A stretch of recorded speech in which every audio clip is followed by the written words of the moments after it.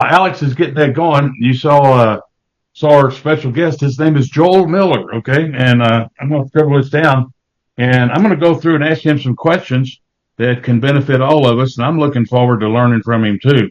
And he's on a fast track launch around the country since he wrote his book, and it's taken off like wildfire. And we're going to have a special opportunity for you guys with a free gift at the end of today's training session with this. But I've got some questions here that I'd like to ask Joel. Can we get him up there as a speaker there, Alex? Or yes. Does it not work? Is that something? Huh? Everything's okay now. No, not on my end. Let's see. I don't know how to get us back up there. Speaker, multi-speaker. So, okay, so that's going to be, and how to, can you see what I see there, Alex? No, I cannot. But So whoever's talking, what? But everybody should be able to see both of you as speakers, and then everybody should also be able to see your notebook. The notebook is the largest part of the screen right now. The thing you're writing on, Mike. Okay. Well, then maybe I can not do. Let's stop the share for just a moment. And multiple participants. Okay. So let me do this. Stop sharing. Share sound speaker. How do I don't even know how to turn off the stop share button. Did that work? No. Oh, there it is. It's down there. So let's try this. There you go. Does this work better now? That's all you now. Now if we can get me and Joel at the top, we'll get this monkey rolling. Yeah, everything's okay here.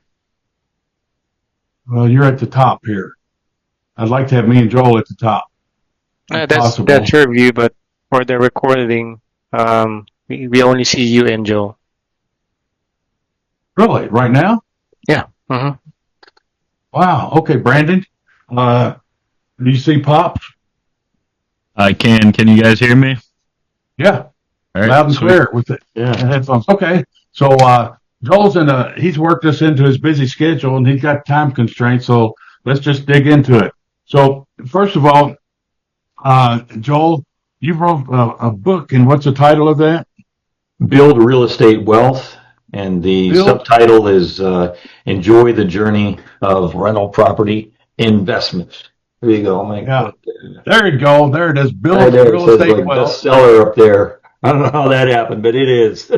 Yeah. So it's taken off like wildfire. I encourage everyone to get it, and we've got a special offer for you at the end of today's training. But Joel's, he looks like he's 35 years old, and he's got his little brother here, Brandon. But Joel is in his 70s, guys, and his background, he's had an accounting firm, real estate investor, hard money lender, rock and roll. He teaches at universities, all the business courses and classes, and his son Brandon, which I see right there in the middle, he's 19 years old, and he's in college getting his business degree. Is that right, Joel and Brandon? Yep. Finance degree. He's in finance degree. Penn State Business Department. And he's launched his real estate investing career already at 19 years old. So just imagine what he's going to be like when he gets Dad's age. So he'll probably be another Tony Robbins or Grant Cardone or somebody like that. And so we're looking forward to that. Congratulations, Brandon. I sure wish my pop had the knowledge and expertise and experience that you have at your beck and call at dinner every morning or every evening. Supper. We call it supper here. Everybody else calls it dinner. But and I might point out that Brandon is my only kid. You know, he's 19. I'm 71. So like I was saving it all up just to pour into just this one person here. Yeah, I don't have a whole bunch of other kids that are all out there already successful. This is Brandon is it. that's just Pennsylvania, right? Yep. See, folks ask me, so how many kids you got? And I said, where? Kentucky? Yeah. And, but anyway, let's dig into it, guys. So we got some interesting, simple questions that he's going to enlighten us on. And I'm just going to run through what to expect here. Okay, the 3 fatal mistakes of investors. And then he's going to talk about the mindset. And not many of our speaker gurus talk about the mindset of today's investor. And one of those things is the fear factor. And another one is taking action. And then we hear all these myths about being a real estate investor. There's good myths and there's bad myths. And he's going to cover those with us. And then we're going to have a special opportunity for you. So without further ado, Joel, take off and go. Let's see the 3 fatal mistakes of investors you see. Well, yeah, Mike, when you asked me to do this and told me what you wanted to talk about, I've just been pumped up ever since then because I love talking about this particular stuff. Because that my book does cover a lot more than just how to acquire property and have property and have tenants and so on. It starts with the mindset and even goes through forming an entity and so on, and then wraps up with some philosophical stuff. So I love talking about this stuff. So you want to talk about the myths. Here's what I came up with. And first of all, I think that this group of 3 that I have, there's no one answer to this. You might have another group of 3 things, yourself, but talking about fatal mistakes, actually, we want to talk about first. And the first one I got my glasses on so I can read this. The first one is not starting, not taking action, not committing, and not getting some education. Because think of it, if we're talking, let's key in on the word fatal here. That means you're dead. You're not doing anything. You have failed. And when we say that you don't start, you're DOA. That's, if you don't want to be successful in real estate, then don't start. So that would be a fatal mistake if you do want to be successful is not starting properly, not taking action to get some education. And by the way, notice I said the word some education because I'm a firm believer that you need to not get caught up in the paralysis of analysis and trying to think exactly you need to know everything before you take your first step. I know people, and Mike, you probably do too. You've probably seen them in your own classes. They come to every seminar. They tune into every this. They read every that. They think that they just need one more boot camp and they're going to be rich, but they don't ever do anything, or they do very little. And so that's kind of thinking that you need to have it all figured out before you do anything. And I'm here to tell you that you just need to get some education and then start taking some steps, get around other people that are doing the same thing you're doing, like in your local RIA or whatever it is. And you will learn what you need to know along the way, and you'll know people that know what you don't know, so you know who to ask. But you don't have to be a loner and figure it all out ahead of time, especially if you get around other people and you network. That would be an important thing I would say. Is the first fatal mistake is just not taking action and getting some education and taking steps toward making deals on property and so on. But beyond that, there is the word commitment.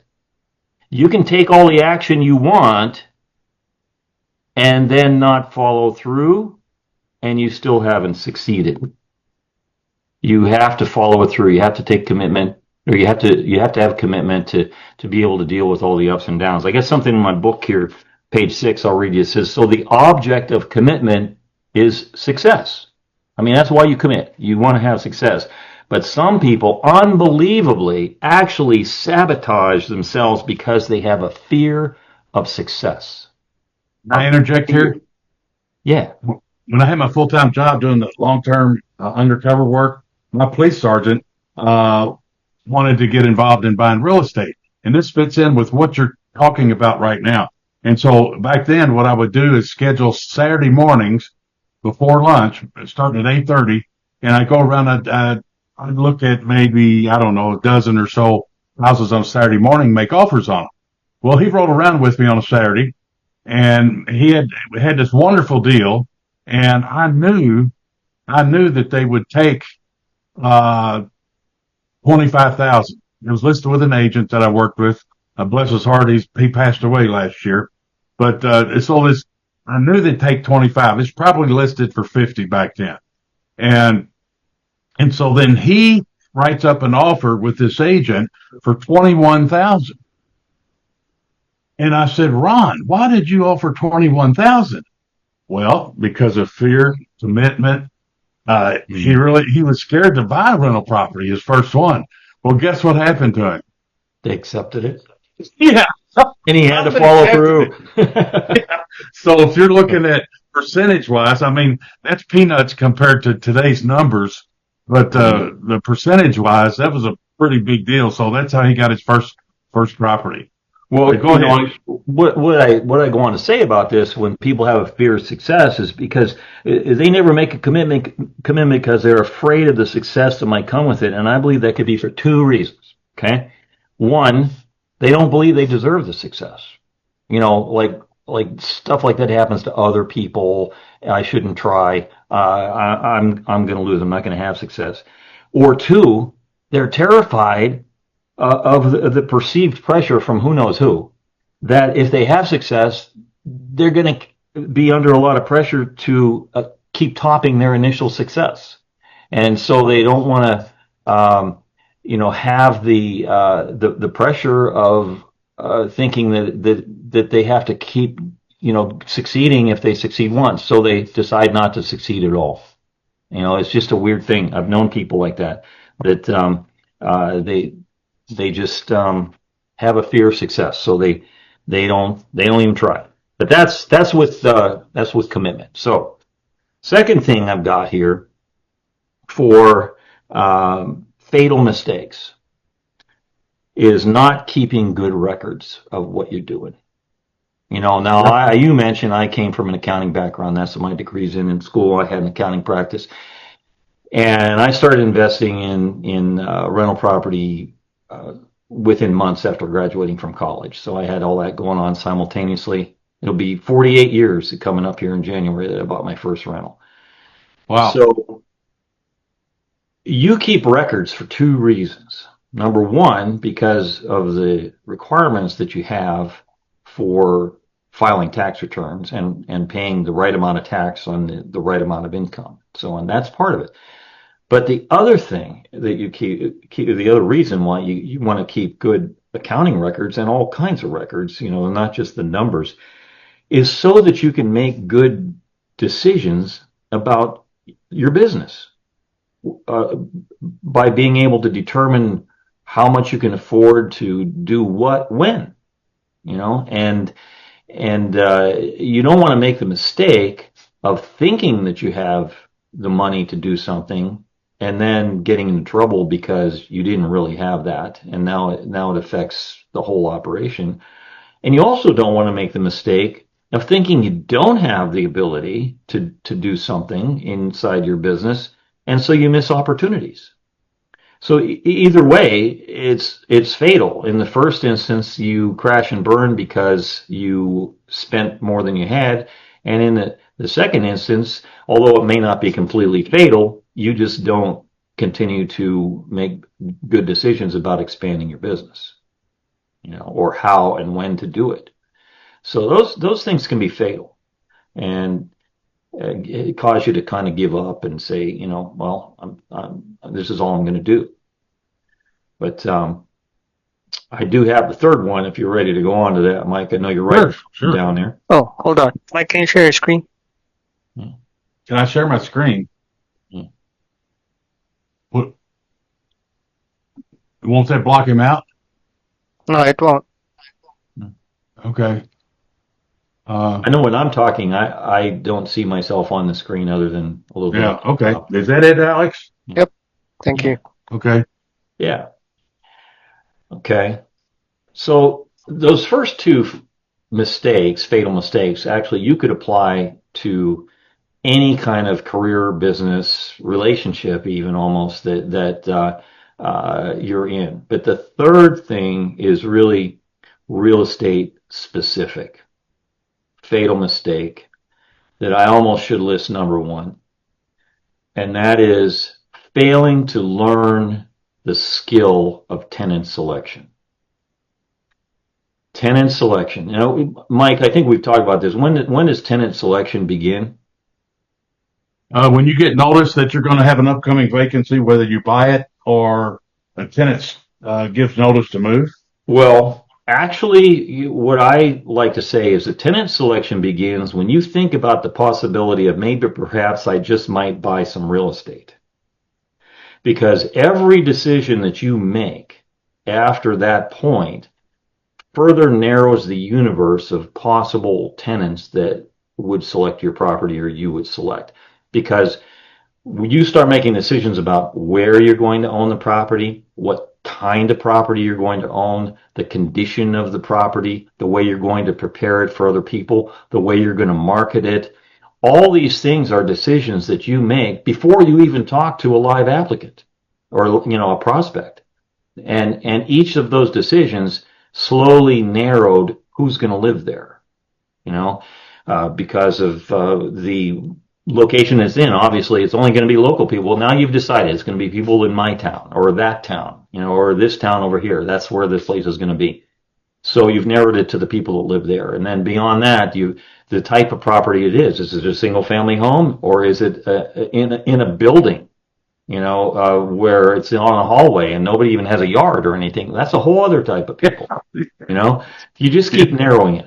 Tenant selection is the overall title of it, but then tenant screening is the real skill that you have to develop. And tenant screening is only a part of tenant selection, and it comes along the way, you know, after you've made all these other decisions about where the property is and how to market it and so on. Once you've done all that, and now you're on the phone or face to face with somebody that is interested in the apartment, you know, that's when the tenant screening begins, and that's more the skill that I'm referring to that can be a fatal mistake if you don't understand that. One of the things about my book is why it's called a reference book, and you know, kind of the go-to reference book now for changing your life with rentals is I've got over 150 different bullet pointed checklists in there from everything from, let's say, the things you want to cover if you're doing due diligence on a property, or including what I was just talking about, which would be like questions to ask somebody that's calling about the apartment, questions to ask the references that they give. I mean, there's a whole bunch of checklists in there. There's even for the beginners, and the book is not just for beginners. There's actually a list of tools you might want to have if you're just getting started, you know. So tenant screening is just so important. You know, I just finished teaching this past Saturday another Landlord 101 class that our apartment association, our organization of professionals in our area, Which you're past president of and been involved with for decades. Yeah. For the past 14 years, I've either been the president or the vice president of the thing, and I am also one of the instructors of the Landlord 101 class.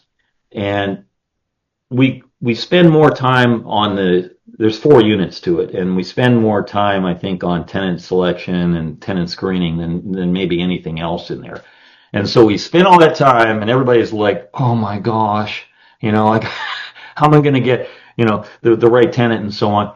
And then, so what I do is I have my essay that I read to people. I'm gonna do it right now. This is on tenant selection.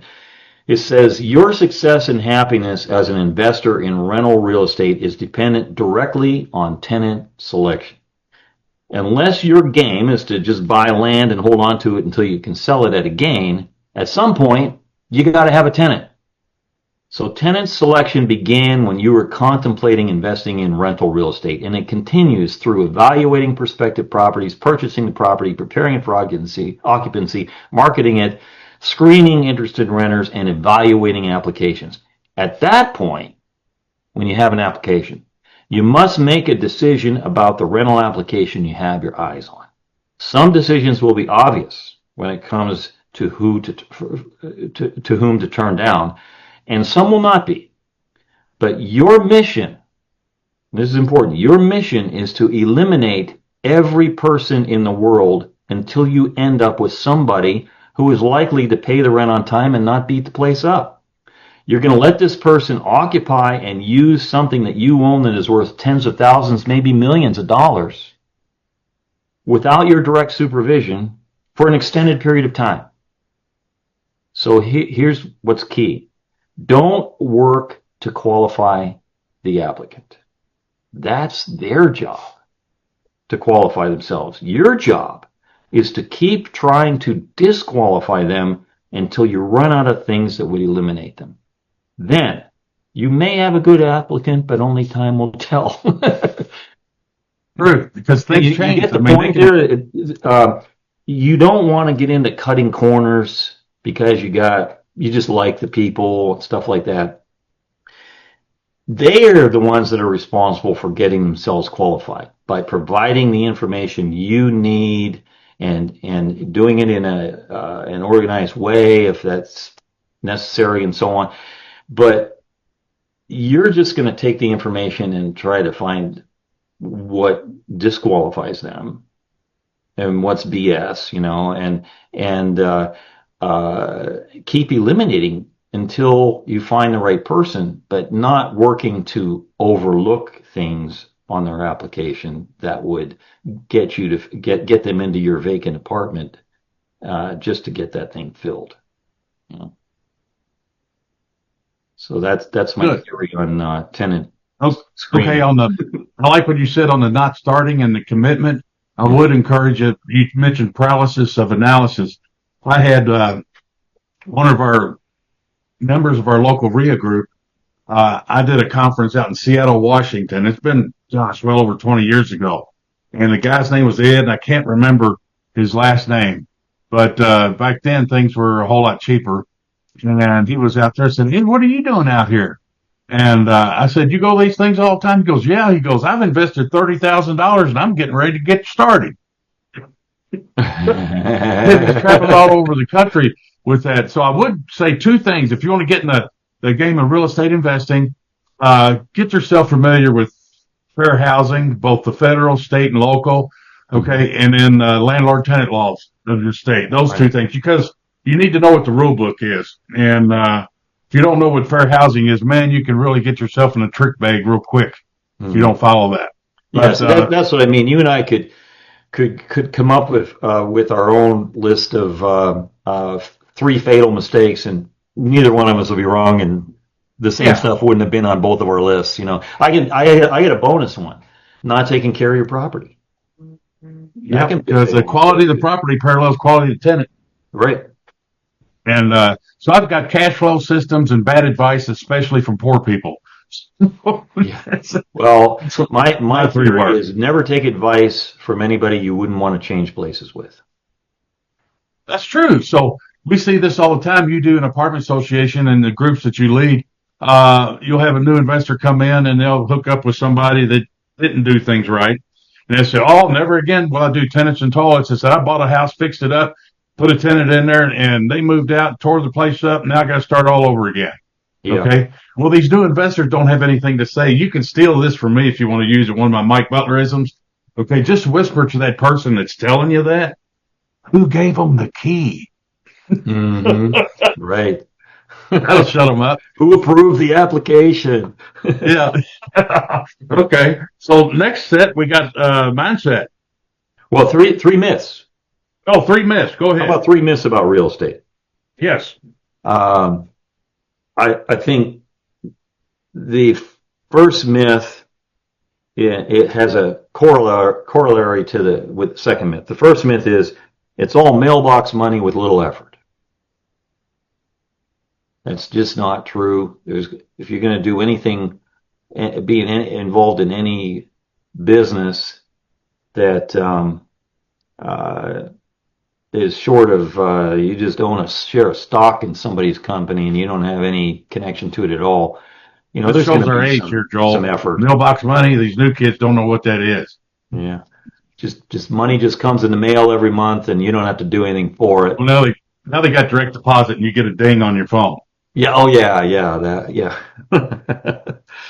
Okay. Yeah. That's how Brandon gets his money. Yeah. You still go with mailbox. Yeah.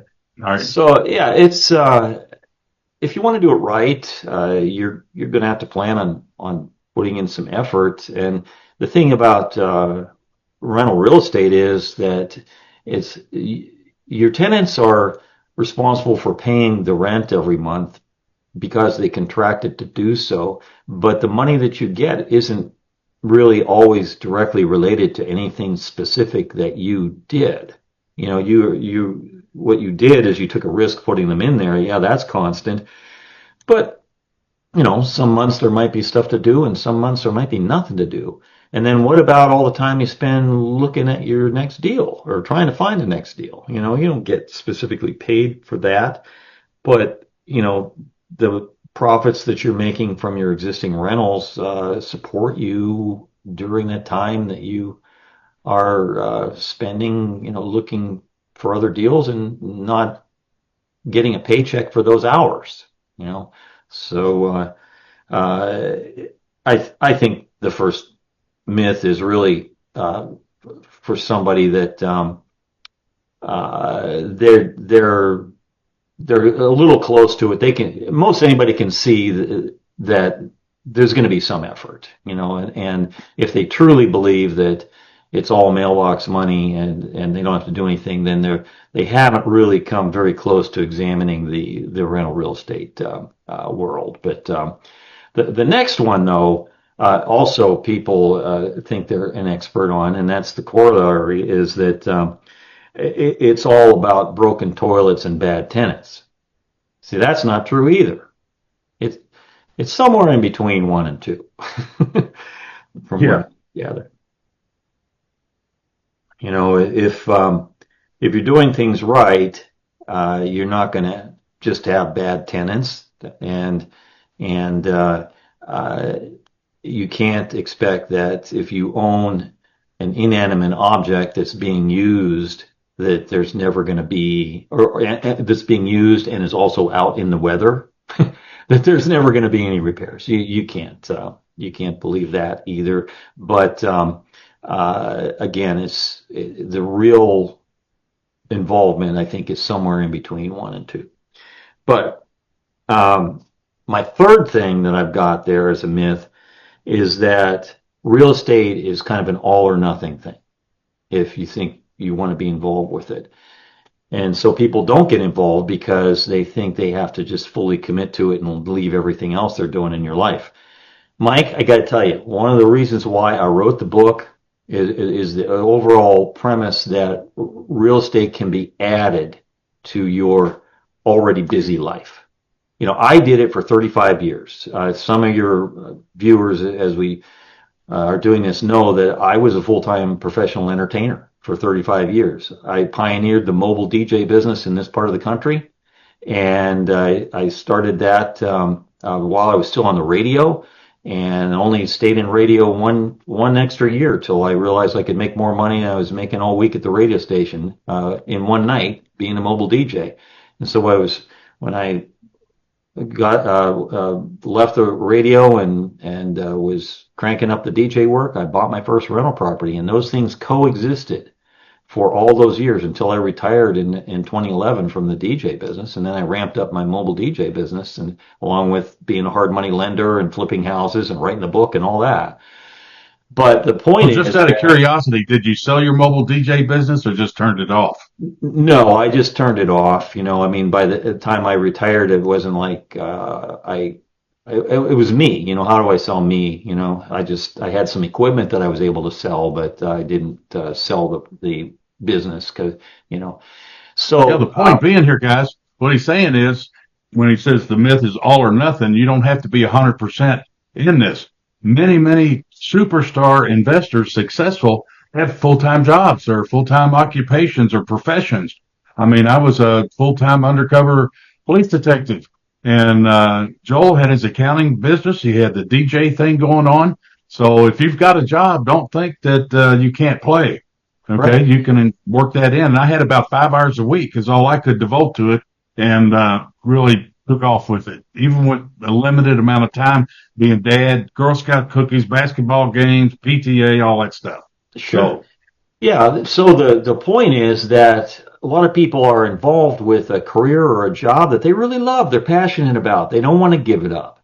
But it's not giving them all the income they need, nor is it maybe even retiring anything or providing anything close to the retirement that they need. And so it's possible to add rental real estate onto something that you already have going and successfully operate that and grow your monthly income and grow your retirement.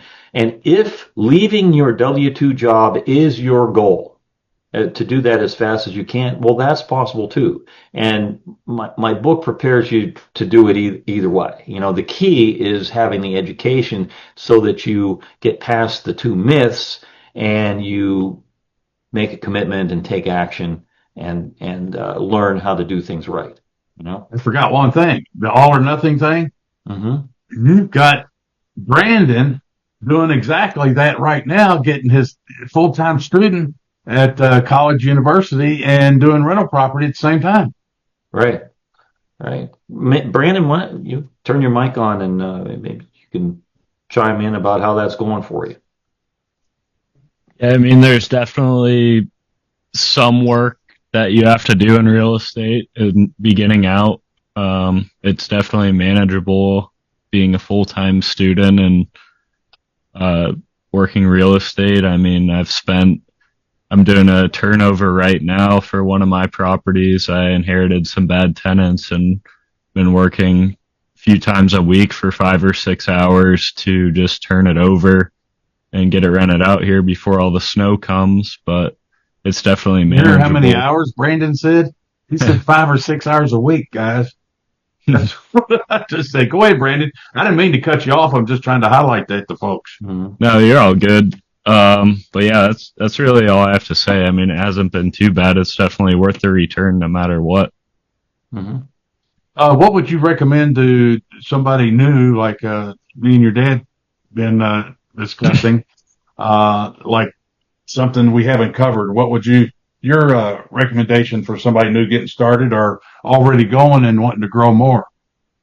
I think that the best thing that you can do is, my dad already kind of covered this, but I think networking is the number one thing you can do. It's way harder, or I would think it'd be way harder if you didn't know anyone or have anyone to ask questions to directly. But yeah, definitely try and find some sort of real estate group in your local area and start networking with people, and taking action at the end of the day is the key thing. And that's probably the first step into the real estate game. Is, Did you do that, Brandon? Or are you a member? yeah, I am a member, or well, what kind of, but I attend the meetings. He's technically still under our family membership right now. The organization that we're referring to actually started the first year that I bought my first apartment in 78. And so in the early years, I didn't have any of this stuff. I was reading hardcover books by like Al Lowry and Bill Nickerson, you know, and then I went on to buying cassette tape courses from the late night cable TV real estate guru guys. You know, I had a whole bookshelf full of those things, and it was a while. Those two. Yeah, you know, till I got, you know, connected with other investors. And now Brandon just steps in, and now almost immediately he knows all the people I know as far as other investors go, and contractors and realtors and all the people that are in your team, lawyers, you know. He's able to step right in and be introduced to all these people and network with them, you know, right off. Whereas in the beginning for me, it took years, you know, to get to that point. Yeah, and So I if you're mean, looking finding for our first big deal, the first 3 unit I bought, that was all through the network that you had, or Right. and through the apartment association that we were in, it helped me find my second. There was a listing in the monthly newsletter that had some properties that other investors are selling, and I got my second property through there. So, whenever you you're run around by other Dad to have investors, him bless it. yeah, Oh yeah, we went and looked at it together. Yeah. Yeah. Okay. But all that came about, that opportunity, you discovered that by networking is your message. yep. Yeah. Cool.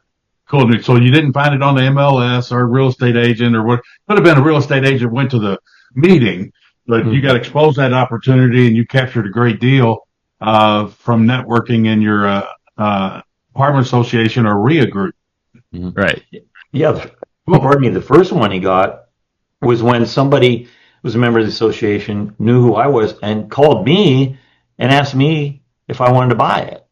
This was a retired doctor who it was, the last property that he owned as he was selling things off, and I just recognized it as a perfect deal for Brandon, and it turned out to be an owner financing deal, 5% down, 30-year amortization, 6% interest, 8-year balloon. Boom. Wow. Now, listen to what Joel just said, guys. A doctor. So this doctor got rental properties on the side to help boost his pension, and he got all kinds of tax benefits along the way with depreciation. So there's another one proving what Joel's talking about, the all or nothing. Yeah. It's interesting to note that this doctor is actually my age, maybe a year or so younger, and I knew him as a child. Our families went to church together, and our parents were friends, and his parents were also landlords and active members over the years. They've passed now, but over the years, active members of the apartment association that we're talking about. Wow. So what I want to say is his parents were actually the first people that I could remember that I know were landlords. Golly, that's Full incredible. circle back to us. Okay, before we get into Q&A here, folks, if you can, we're going to do round robin on the Q&As, and I want to thank Joel for showing up here because he's got another appointment that he cannot miss. And so what am I looking for here? I want to make sure I got the right thing shared. Yeah, screen one. So I've got something to share with you guys. And before we get in Q&A, and I'll show you this down here. So tell them where to go to get your book. Well, the website that is dedicated to the book is very simple, joelmillerbooks.com. JoelMillerBooks.com. And there you can see the MillerBooks.com. Yeah. Okay, and go there and buy. On there you can see the entire table of contents, which is fairly detailed. You can see exactly what we're getting into. And there's another button you can see sample content, a few paragraphs, the meatiest paragraphs from each of the 15 chapters. But on there is a buy button, and you click on that, and it goes to Amazon. You can just go directly to Amazon and find it. If you're ever searching for me online, put in Joel Miller Real Estate, because I have come to find out that if you just put in Joel Miller, you may end up with a lot of information about a fictional video game character. Oh, wow. It's out there, but anything that with the word real estate after my name, that'll get you. Okay, and I've got a special gift for everybody that takes advantage or takes action on this like you're supposed to do as an investor. Okay, this is one that everybody needs to have, especially if you're getting started or you're in search of. But the 7 must-ask questions before hiring your real estate attorney and CPA. Now, I've got 7 questions in there, but I also got the answers. And so there's my real estate attorney, and there's the questions, and there's the answers. So it's not like send you in there and, yeah, do that. But if they have any trouble with these things, you might want to keep looking. So that's a free bonus. How did you get that bonus? Go buy Joel's book And then when he gets that order in, he's going to send your name and email to me, and then I'll send that out to you. How's that? Plain dead simple. All right.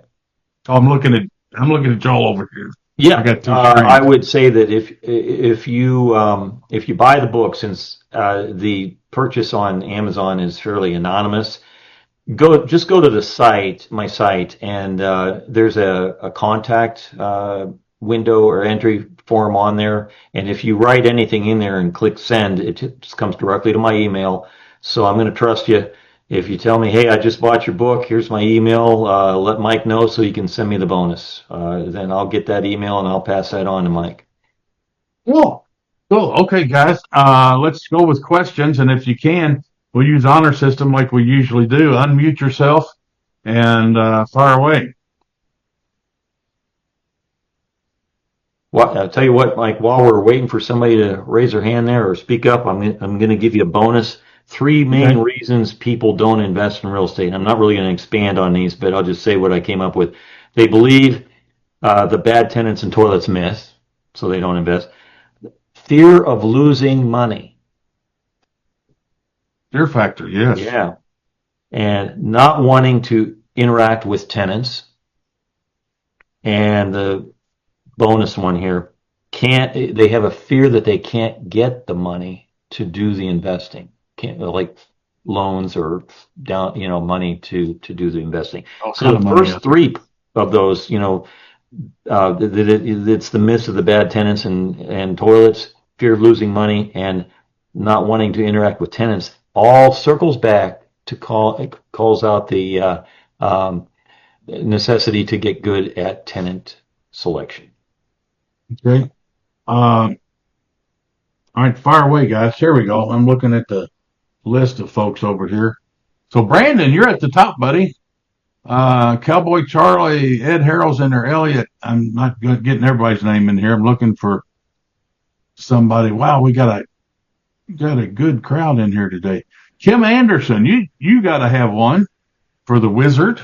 It's like you got the broom from the Wicked Witch of the West, and now you get to see the Wizard, Joel Miller. In my show, I used to have a flamethrower. It was pretty much like the one on The Wizard of Oz, behind the curtain. All right, Marilyn Friedman. Yes, fire away, lady. Mike, I don't have a question, but I have enjoyed all of the information. I have so many notes and can't wait to watch the video again when it comes back available this afternoon. I appreciate it. Thanks, Joel. Thank you, Kim. I appreciate it. Yeah, Marilyn retired from the corporate world and got into real estate, and she's just rocking and rolling. And no, that was Kim. Kim that was talking there. I didn't look at the name. You look like Marilyn, that I recall a little bit. Okay, who else got a question for the Wizard here? Fire away. Hello? Yeah, Vaughn. Yeah, two things, Hi, three things. First of all, the video was fire. That's slang. You got it, right? Fire, yeah, that's slang. You got it. Fire, it's fire. It's How a good about thing. that slang? Well, that's a good thing. Yeah, Brandon knew what you were talking about, Yvonne. I can guarantee you that. Oh, Brandon does. Okay. Okay, and second of all, I purchased your book during the convention, so can I get the bonus? The Mr. Landlord convention? Yes. Oh, I see some of your faces. I'll get that to you, Yvonne. But send you go to our website and send that. And I always remember Yvonne. She's a mover and shaker, and she's a sponge for education. And she's taking action on it there, Joel. Yeah. Right. And second of all, I want to talk about fear. Fear held me back for a while, but you know what? I came to the conclusion, what do I have to lose? I'm broke anyway. I'm a poor person, so I have nothing to lose. So whoop-de-doo, you'd have failed. Okay. So that's how I looked at it. Well, That's good. I got a comment about fear, Yvonne. I think you're going to appreciate. Fear is really just an obstacle to get over, right? You got to get over a fear. Now, failure is kind of like a detour on your way to where you're going. It doesn't mean you're not going to get to where you're going. It just means that you might take a little longer to get there. So you got fear to get over, and you got failure to just slow you down a little bit. But pain is definitely temporary. You might think I'm going to have pain from my fear or pain from my failure, but pain is temporary until you get over your fears and learn from your mistakes. And I was telling Mike when we were talking a while back, I said, Winston Churchill is quoted as saying this. He says, success is going from failure to failure to failure without losing enthusiasm. Without losing Pretty enthusiasm. deep. Yeah. That's perfect. That's And perfect. somebody else said, and I can't remember who said it, and I'm stealing this, but I'm an expert because I've made more mistakes than you. Yeah. Right. And the exciting part is you get the burst in flames. And so, woo, wasn't that an exciting ride? Yeah. But experience and knowledge and education reduces that fear all Exactly. the time. Sure does. Yeah, that's It does. exactly right, Mike. What takes away fear is knowledge and understanding, which you get, through Absolutely. education and experience and so on. If you know how to do something, you're not scared of it anymore. Right. Yep. All right, let's see who else got a question in here for the wizard. Mike, I think you're Okay. the first one to call me the wizard, but okay. I'm gonna call you that. I got a name for everybody. Some of them, I got one dirtbag. I call him that, and we all laugh about it and stuff. And called a lot of people dirtbag on the police department. And Nadia, Mike. who's Hey, that? Mike. It's Trina. Trina. Yes. Hi. Fire away. Howdy.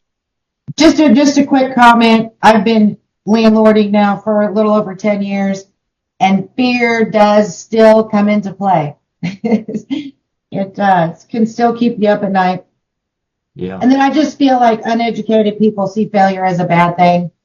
Uneducated people do what? See failure when you fail at something as a bad thing. Oh, yeah. Yeah, and that's why they continue to be uneducated, because they didn't learn from failures. Yeah. And it's like Mike said, I'm an expert because I failed more than you, or whatever you had put it that way, Mike. But yeah, that's the key. Is it's not that you fell down. It's that you figure out why you fell down and you get up again.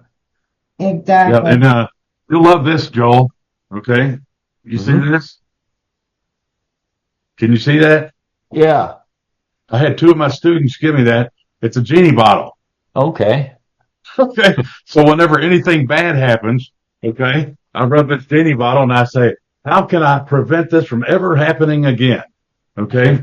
So I had a fair housing complaint one time, and I didn't like that. And I did everything by the book and all this and that. And long story short, I came out with a green light after a bunch of frustration and worry and sleepless nights and all this, saying it was a $10,000 blackmail extortion scheme and all that. So I said, I don't want to ever go through that again. So I rubbed that genie bottle, and you know what I came up with? Like Walt Disney's Imagineers. Okay, and this is what I use in my business today. Never disqualify an applicant, and you'll never have a fair housing discrimination complaint. Yeah, I mean, like I said, you let them disqualify themselves by not qualifying themselves. So what we do Yeah. is when we discover an issue, and you can steal this too, when we discover an issue that prevents them from getting qualified, we talk to the applicant like Leave It to Beaver, June and Ward Cleaver, that's us. Eddie Haskell and Wally and Beeve and Larry Lumpy and whatever, those are your applicants. And said, so we call them up and we expose the issue to them, and then we offer a solution, and we're helping them. Yeah. And then we'll say, when can you get this done? Give me a call back when you get this done. And until then, I got to put it on the back burner and move on to the next one. Yeah, to be clear, like in my essay about tenant selection, I get to the end where I'm saying your job is to keep trying to disqualify them until you run out of things that would eliminate them. I mean, disqualify them in your own mind, but not necessarily just calling them and say, hey, you're disqualified. Then you got to do what Mike's talking about, is you present to them the reason that you have in your head that they have disqualified themselves, and tell them what it is and give them an opportunity to fix it if it's possible. Tell them how to solve it. Yeah. We've never had any issues there. There are a couple that I will disqualify immediately, and because only clean and responsible people who pay rent on time may apply with a valid photo ID. Mm-hmm. So none of those people are protected classes, we might add, right? Well, they're not. They're not. None of them are. Only clean and responsible people who pay rent on time with a valid photo ID. So if they fail housekeeping, it's like looking in a crystal ball to see what your unit's going to look like in 6 months. Mm-hmm. Okay, so unexpected. We don't highlight it. We don't say, hey, we got a housekeeping check on our application, but it's in the fine print. And so then when I send my guy over there, he knocks on the door and says, ask for the applicant. And then he asks himself 2 questions. How could I train somebody else to do this so I don't have to do it? Okay, if you walk in and it smells bad or whatever, if this applicant, okay, you're standing in their living room usually, they will invite you in. And then if they made a bologna sandwich, would you eat it? And if they say no, we don't rent to them. That's great.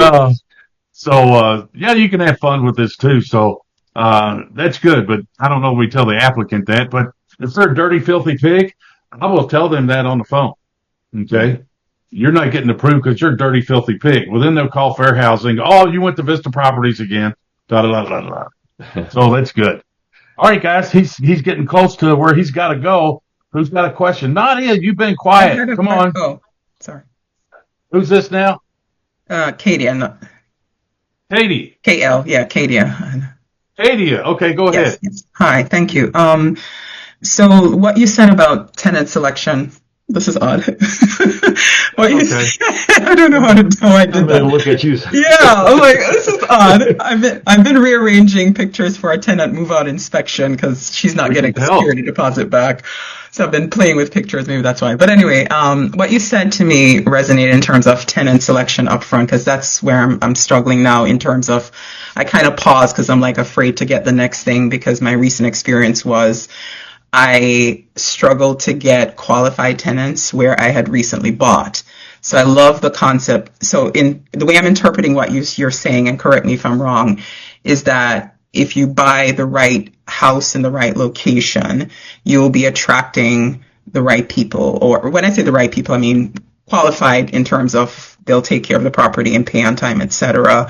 But is there something else that you need to think about even more strategically and step back and say, if you're targeting people who fit a certain whatever it is, check whatever boxes you want them to check, use that then to determine what properties you buy? Is that part of it? Or well, I would use an analogy that you can buy a property that you intend to rehab and fix up, but there's going to be a limit that you can increase the value of that property no matter how much money you throw at it, based on location and certain other factors. And the same is kind of true with tenants. You can only expect the tenants to apply that are likely to live at that location and in that condition of an apartment. So what you need to be mindful of when you buy a place is that you need to envision the type of people that would likely live there, and be sure to yourself that those are the type of people you want, because there's, even no matter how much you fix a place up, there, because of the location and the type of building it is, like I made the example of, is it a single family home or is it an apartment building with a hallway? There's no matter how much you work on those things, there's still a limit to the quality of the tenant that you're going to get. Just like there's a limit to how much you can increase the value of the property. So, just be sure that you can improve the property or do what you can do to get the kind of tenant that you want whenever you're selecting the property, and not buy the property and then say, geez, I wish I had better tenants. Yeah. You know, because you're not going to get them based on factors that are somewhat beyond your control. You know. No, that's helpful because I'm arguing with my realtor who's like, a deal is a deal is a deal. It doesn't matter where it is, et cetera, et cetera. I'm like, no, I mean, at least based on my recent experience, it scared me straight a bit. So I'm kind of, nervous about the next thing. But don't buy anything with the wrong expectations is what it boils down to. Yeah. Remember, dirt bags will still apply for super nice homes in super nice neighborhoods. Yes, very true. I kind of think of two ends, the two extremes, to be frank with you. Are you processing the application, or are you letting the real estate agent do it? So in this case, when I talk about the real estate, I'm talking about buying the next thing. But I do my own application screening and all of that stuff, and et cetera. Good. Well, thank you. We're at the top of the hour. You got your 125 meeting. Brandon, you want to add anything? I think he's still in there somewhere. I've pretty much said about all I need to say. Just keep I got a question for you. Where do you want to be in 3 to 5 years? Everybody ought to ask themselves that. You asking me this to say to everyone? Yeah, I'm asking you, Brandon. What's your 3 to 5 year goal? As far as real estate. To not be working a W-2 job. You don't want to punch a clock, huh? Yeah. All right. You got a good wizard there to talk to him about the kind of jobs he can get when they find out he's in the finance major at Penn State and so on. And I stop him and I say, wait a second. He's going to college right now so that he can be absolutely sure he doesn't have to get a job. He's learning about operating a business and so on. And that's like that guy, the Charlie Kirk fella. Yeah. And he was saying colleges ain't what they used to be. Yeah. Yeah. So I can also chime in on what his 3-year plan is, 5-year plan, Mike. And that truly is that in about 3 years, he will have taken over all the properties that my wife and I have now. And you're going to slow we'll down. be out, and he'll be in, You're going to wind up your DJ machine again. I can see it coming. Yeah. No, because you had to have fun doing it. Gosh, that had to have been a blast. Yeah. Yeah, right, and there's still to this day, and this goes back to it's important to keep a good reputation no matter what you do. Mike, I kid you not, I did 5,051 appearances over 35 years that ended in 2011. And there's not a week that goes by in my life in our community here that I don't run into somebody that tells me, hey, you did my wedding, or I used to go to your high school dances, or I went to your New Year's Eve dances, or they all know who I am.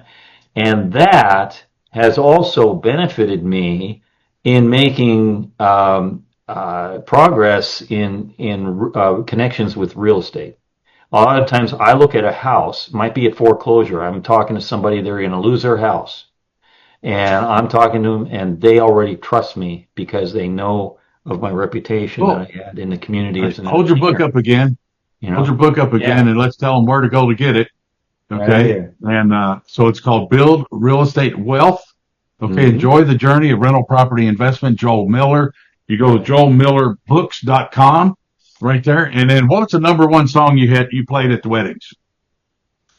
Well, I would say it would be a tie between old time rock and roll, Proud Mary, and the Electric Slide, and oh wow, I was thinking it like and Celebration by Kool and the Gang, Eric Clapton or something. So, wow, so those things to get the audience participation. Yeah, no, you said wedding, dance, right? So at a wedding, you got to play music that all the age groups know. Yeah, cool. Well, thank you, Brandon. You were great. You were a little bit out of control there, so we got to cut you off. Yeah, thank you, Mike. I want to do a follow-up with Brandon in the future and see where he's gone with this. Okay, buddy? Sounds good. I appreciate it. All right. Thank you, everybody. Adios. And get the bonus here and get Joel's book. Appreciate it. Wow. Wow, this wraps up another powerful investor training session, and congratulations to you for investing your time learning to work smarter and not harder. I want to invite you to grab more free investor trainings, including my podcast, coaching, mentoring, home training systems, and memberships with a free Carrot website, and so much more, all in one place online at MikeButler.com. Thanks again, and I'm looking forward to seeing you on our next training session. And please remember, life does not have a pause or rewind button. The ball's in your court, so take action now. To your continued success, signing off, Mike Butler.